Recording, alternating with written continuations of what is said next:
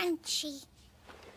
So, you find yourself once again stuck. Newbie, a chapter you almost clear if you could just squeeze out a little more damage, or maybe you're always spinning in circles against the enemy, frustrated because you can't even land a single hit. Well, sounds like you need to learn how to exploit weaknesses better. And no, not this thing, I mean hitbox weaknesses. So welcome to the Rookie Guide, Part 2, where you'll learn how to take the blow and how to hit back, but harder. Now, let's break it down. When two blades collide, their front, back, and sides are determined by that little blue arrow, the one that always points in the direction your blade is moving. Front collision damage, 0.75 times. Side collision, 1 times. And back collision, 1.25 times the damage you would have dealt. So now you know where to hit, but the real question is how? Well, the simplest trick is a counter. Here's what happens.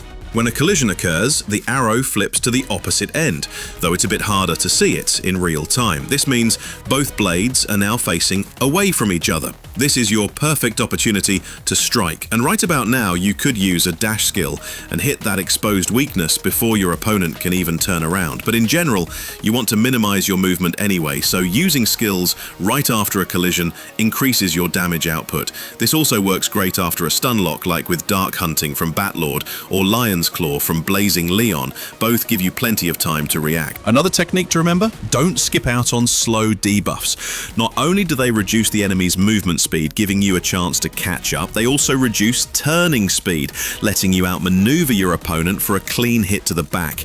But you know what else reduces enemy speed? The outer edge of the arena. And if you combine this with another technique, this one's a bit more advanced, but by luring your opponent toward the edge, you can do 2 things. 1, use the arena walls to turn around much faster. 2, perform what's called a wall bang. Yes, it deals not an insignificant amount damage, but more importantly, it lets you combo the opponent's weakness over and over and over again. Now let's talk about the enemy's AI. You can actually use the AI's simplicity against it.